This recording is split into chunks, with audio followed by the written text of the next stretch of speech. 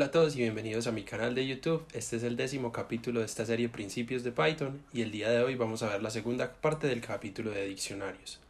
En la primera parte del capítulo terminamos con un ejemplo. Vamos a revisar nuevamente ese ejemplo ya que tenía un pequeño error.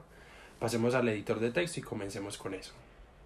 Entonces en el capítulo pasado terminamos con un ejemplo de calcular el valor promedio de los platos que había dentro de nuestro diccionario que se llamaba mi menú. Ese código que escribimos al final del capítulo pasado tenía esta estructura, un ciclo for con las llaves y los valores dentro de los ítems de todo el diccionario. Y luego yo había creado una lista vacía dentro del ciclo for para luego ingresar, cada que se hiciera una iteración, ir ingresando los valores dentro de la lista y finalmente utilizando el módulo NumPy e imprimir el promedio de los valores que estaban dentro de esa lista. El error que tenía ese programa fue precisamente esto, que creé la lista dentro del ciclo for.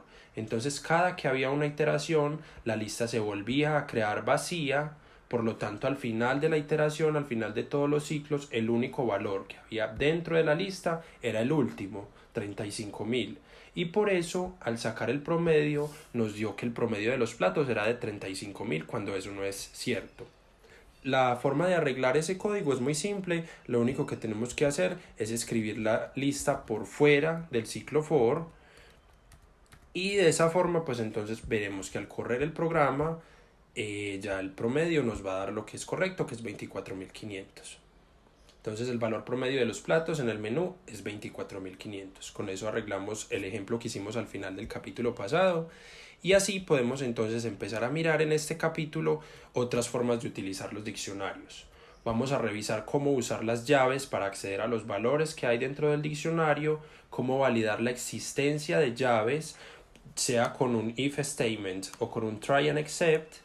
Vamos a revisar dos nuevos métodos para trabajar con diccionarios que se llaman get y pop.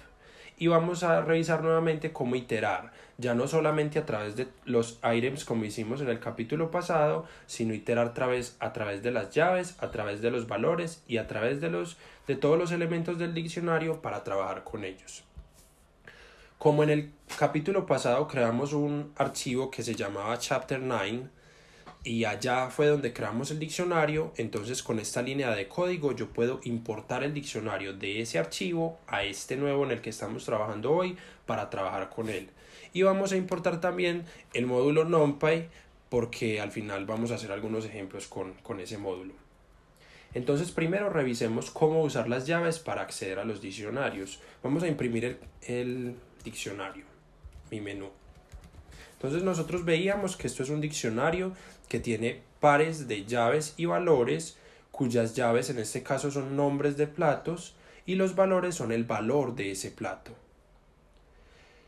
¿Para qué me sirven las llaves? Para acceder a los valores. Yo veo que este diccionario tiene 4 llaves distintas: carne asada, arroz frito, soda de manzana y mariscos. Entonces, si yo quiero acceder a los valores que corresponden a esa llave, lo único que tengo que hacer es imprimir el diccionario y aquí dentro de corchetes tengo que escribir el nombre de la llave a la que quiero acceder. Entonces, por ejemplo, si yo quiero acceder a carne asada, dentro del corchete pongo la llave y vemos que cuando imprimimos esa llave, lo que nos va a traer es el valor que está asociado a ella, que en este caso es 30.000.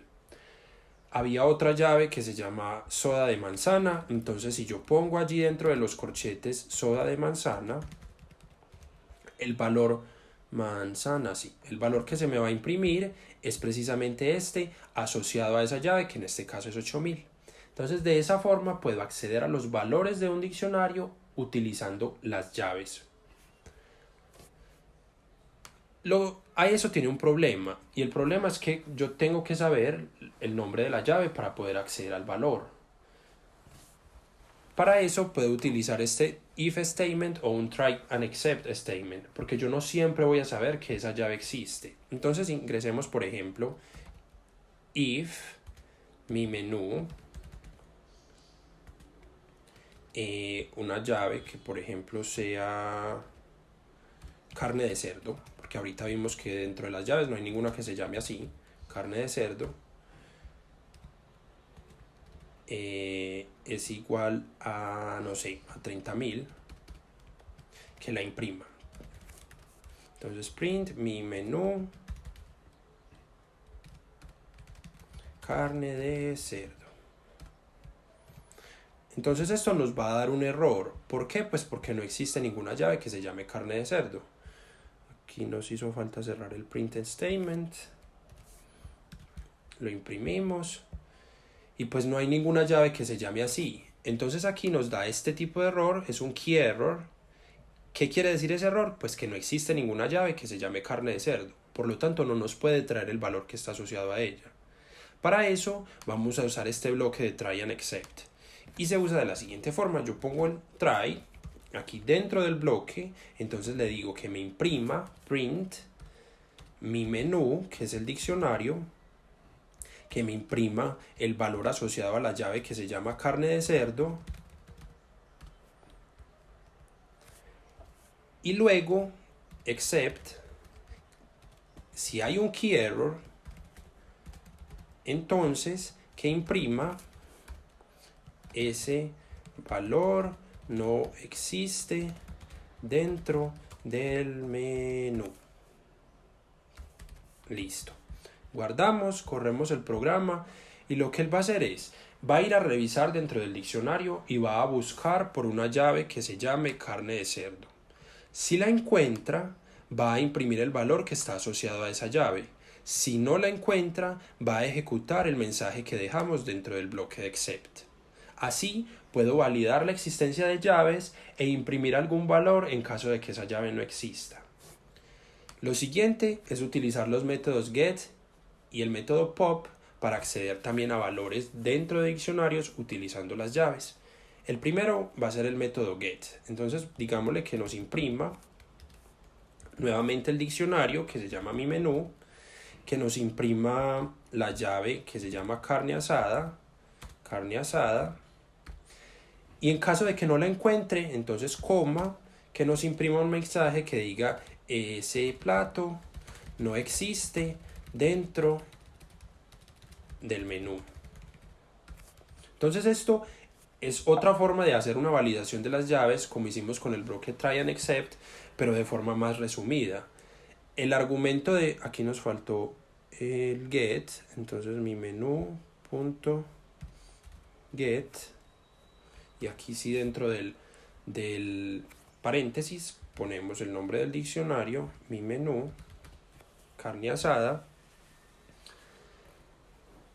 y él lo que va a hacer, el método get tiene dos argumentos, la llave por la que está buscando, y si no la encuentra, entonces el mensaje de error que tiene que imprimir, que era lo mismo que hacíamos ahora con el try and except.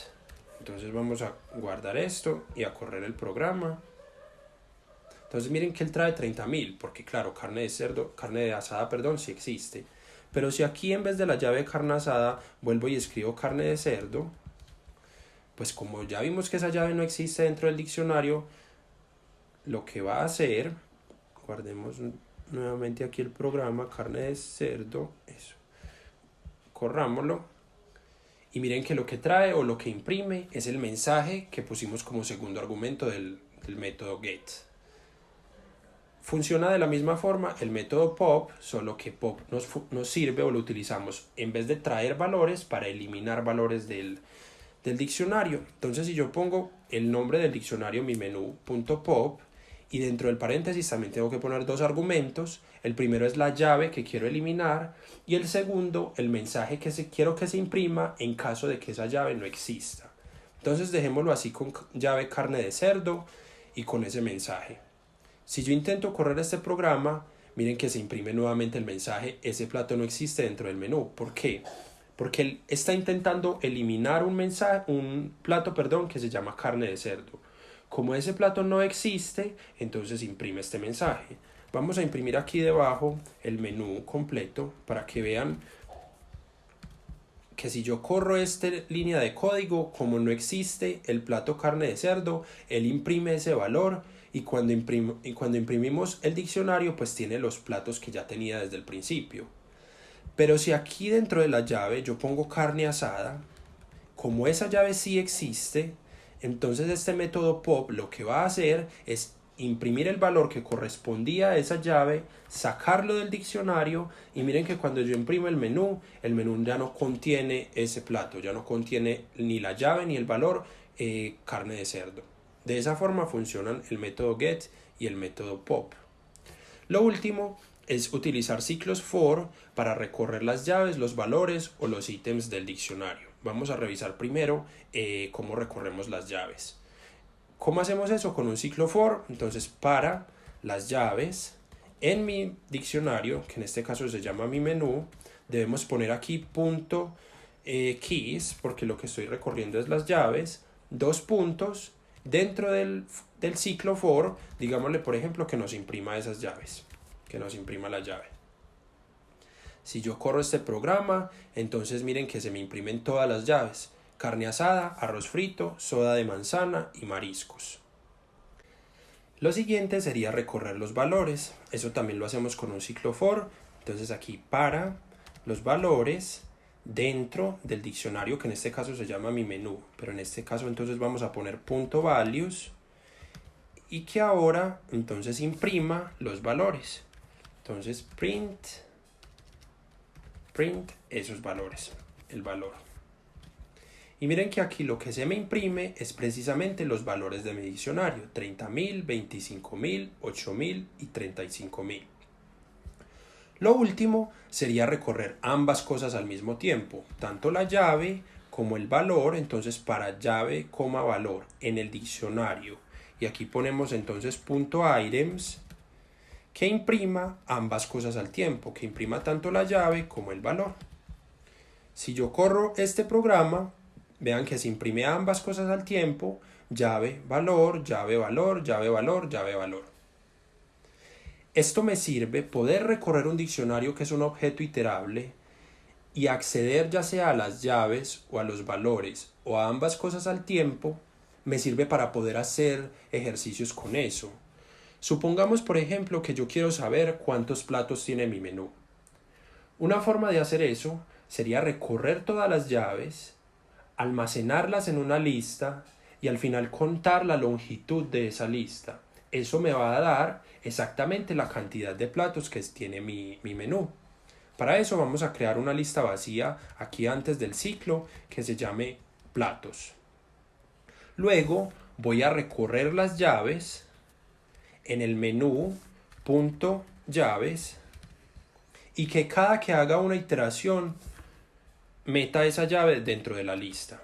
Entonces vamos a utilizar el método append que veíamos en el capítulo de listas. Y al final, cuando se terminen todas las iteraciones, que imprima la lista. Vamos a hacer eso primero. Entonces, ¿qué va a hacer el programa? Creamos una lista vacía, vamos a recorrer el diccionario, a extraer las llaves y a irlas metiendo en la lista, y al final imprimimos la lista. Entonces miren que es una lista con 4 elementos y cada uno de esos elementos es precisamente el nombre del plato. Si yo al final utilizo la función len, que también veíamos en el capítulo de lista, para contar los elementos que hay dentro de ella, pues me va a dar eso, exactamente la cantidad de platos que tiene mi menú, que en este caso son 4. Puedo utilizar un string f para que esto se vea un poco mejor. Entonces f y abro una comilla y puedo escribir la cantidad de platos en mi menú es, y luego lo que es variable lo pongo dentro de llaves y cierro el string. Vamos a imprimir esto y vamos a ver qué dice: la cantidad de platos en mi menú es 4. Así puedo utilizar este ciclo for que recorre las llaves del diccionario para saber cuántos platos tiene el menú. Así como hacíamos en el capítulo pasado, puedo recorrer los valores, extraerlos y sacar el promedio, el valor promedio de mis platos. Vamos a hacer eso nuevamente. Entonces, para los valores, en mi menú, punto valores, values, que los meta dentro de la lista. En este caso entonces aquí dentro de este método append tiene que decir es value, y al final, en vez de contarlos como hicimos aquí con esta función len, utilizamos el módulo numpy para calcular el promedio np.average de esa lista y vamos a cambiar aquí el string que ya no diga la cantidad de platos, sino que diga el valor promedio de los platos en mi menú es este. Corremos el código y vemos que nos imprime el valor promedio de los platos en mi menú es de 24.500. Entonces miren que de esa forma puedo utilizar este ciclo for y las palabras .values, .keys para recorrer ya sea las llaves o los valores dentro del diccionario y hacer diferentes operaciones con ellas. De esa forma terminamos este 10º capítulo de la serie Principios de Python. Espero que les haya gustado mucho y nos vemos en una semana con un siguiente capítulo. Chao.